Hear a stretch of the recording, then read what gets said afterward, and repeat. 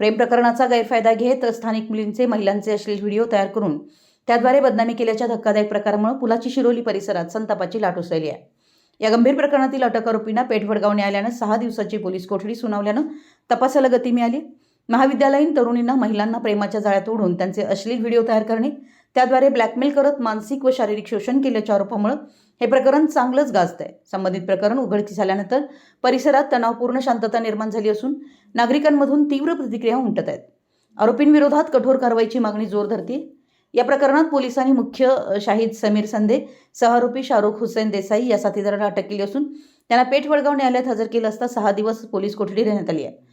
तपासादरम्यान mobile, electronic पुरावे, social मीडियावरील व्यवहार तसेच आणखी काही पीडित तरुणींच्या तक्रारींचा तपास केला जाणार असल्याची माहिती पोलीस सूत्रांनी दिली आहे।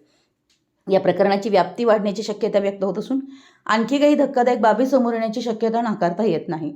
घटनेनंतर पुलाची शिरोली परिसरातील बजरंग दल, शिवप्रतिष्ठान हिंदुस्थान, सर्वपक्षीय लोकप्रतिनिधी, डॉक्टर असोसिएशन, मेडिकल असोसिएशन, व्यापारी वर्गातून, ग्रामस्थ व महिला वर्गातून संताप व्यक्त करण्यात आला आहे।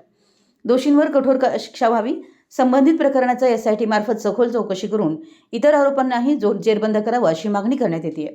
बजरंग दल, विश्व हिंदू परिषद, शिवप्रतिष्ठान हिंदुस्थान, सर्वपक्षीय लोकप्रतिनिधी, ग्रामस्थ यांनी या प्रकरणात विशेष तपास पथकाची मागणी केली आहे। दरम्यान या घटनेमुळे पालकवर्गातही चिंतेचं वातावरण निर्माण झालं असून तरुणींना सुरक्षितता देण्यासाठी कठोर उपाययोजना करण्याची गरज व्यक्त केली जाते।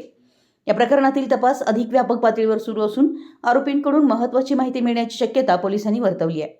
6 दिवसांच्या पोलीस कोठडीतून या प्रकरणातील आणखी धागेदोरे उलगडण्याची शक्यता असल्यानं संपूर्ण परिसराचं लक्ष या तपासाकडे लागलंय।